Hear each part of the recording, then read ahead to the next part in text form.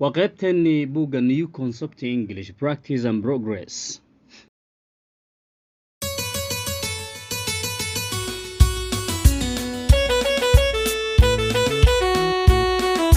Assalamu alaikum wa rahmatullahi wa barakatuh. Welcome back to English with Susman Official Channel.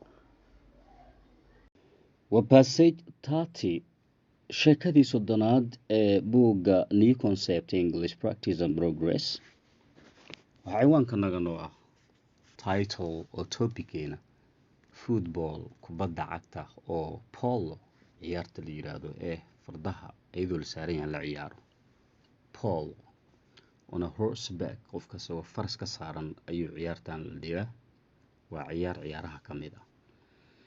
The Waylay waa magac is a small river webi yar waa webi yar Waylay marka webi baa la yiraahdaa magaciisa. The whale is a small river webi yar that cuts kaasoo gooya ama jara across cagsiga ama kasoo horjeedkiisa exactly the park meesha naturalka ah ee daaqsinta oo la xafido ama la ilaaliyo aan la taabanin dadka ay ku socdaalaan xayawaanada dhan ay ku jiraan baa waxaa la yiraahdaa park.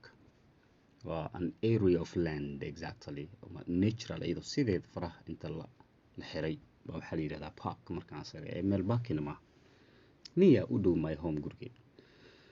I like waxaan ka helaa sitting fariisiga by the Waylay webiga on fine afternoons galbaha waa wanaagsan ama fiican inaan fadhiisto Waylay. It was warm qandac ayay ahayd last Sunday axadii hore. So I went waxaan aaday and sat on a fariistay on the river bank webiga jinkiisa ama jirkiisa as usual sida caadiga. Some children xoogaa caruur ah were playing ayaa waxay ku ciyaarayeen games on the bank webiga jinkiisa and there were some people waxaana ahaa xoogaa dad ah rowing on the river oo webiga dooman ku waday oo rowing markaas waa waditaanka doonta waa propel ama paddling exactly sida badeeleynta sida webiga markaas doonta marka la saaran la wadaa waxaa la yiraahdaa rowing markaas on the river webiga dushiisa. Suddenly isla markii one of the children mid ka mid ah caruurta kicked a ball very hard ayaa waxa uu u soo laaday kubad si aad u adag and it went waxa ayna aaday kubaddii towards dhanka ama xagga a passing boat doon maraysay ama gudbaysay. Some people on the bank xoogaa dadoo joogay ama ku sugnaa webiga jirkiisa ama jinkiisa called out ayaa u dhawaaqay ama wacay to the man ninkii in the boat oo boonta saarnaa but laakiin he did not hear them uusan maqlin. The ball kubadda struck him so hard si aad u adag bay ugu dhacday that he nearly taas uu ku dhowaaday fell into the water inuu biyihii ku dhaco. I turned waxaan u jeestay yiri ama jaleecay to look at inaan eego ama aan fiiriyo the children caruurtii but there weren't any inside wax aragti ah oo ayaga ka muuqda ma jirin. They had all run away dhammaantood way carareen. They had all run away gebigooda way carareen. The man ninkii laughed waa uu qoslay when goortii he realized uu ogaaday what had happened waxa dhacay. He called out to the children caruurtii buu u yeeray and threw the ball back dib ayuuna ugu soo tuuray kubaddii to the bank webiga jinkiisii.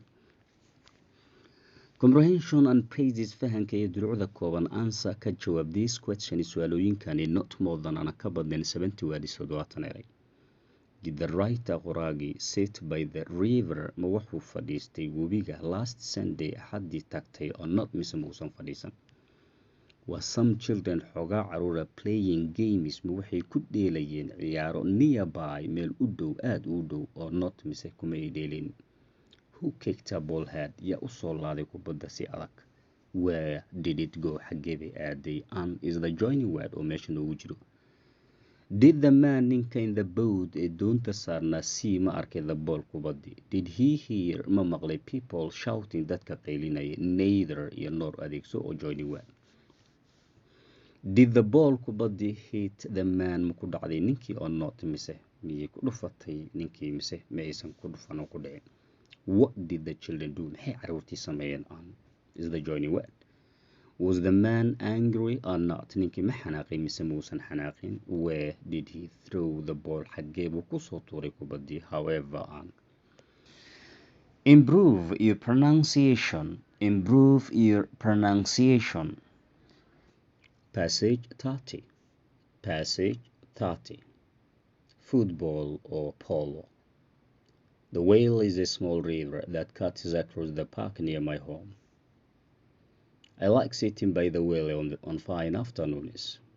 It was warm last Sunday, so I went and sat on the river bank as usual. Some children were playing games on the bank, and there were some people drawing on the river. Suddenly, one of the children kicked a ball very hard, and it went towards a passing boat. Some people on the bank called out to the man in the boat, but he did not hear them.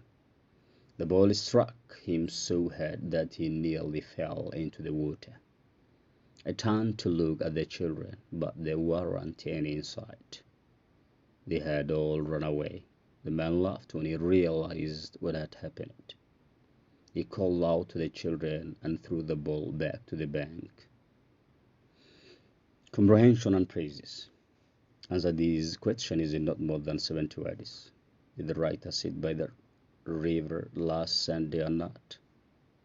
Were some children playing games nearby or not? Who kicked a ball hard? Where did it go? Did the man in the boat see the ball? Did he hear people shouting? Neither nor. Did the ball hit the man or not? What did the children do? Was the man angry or not? Where did he throw the ball? However, on is the joining word. Thanks.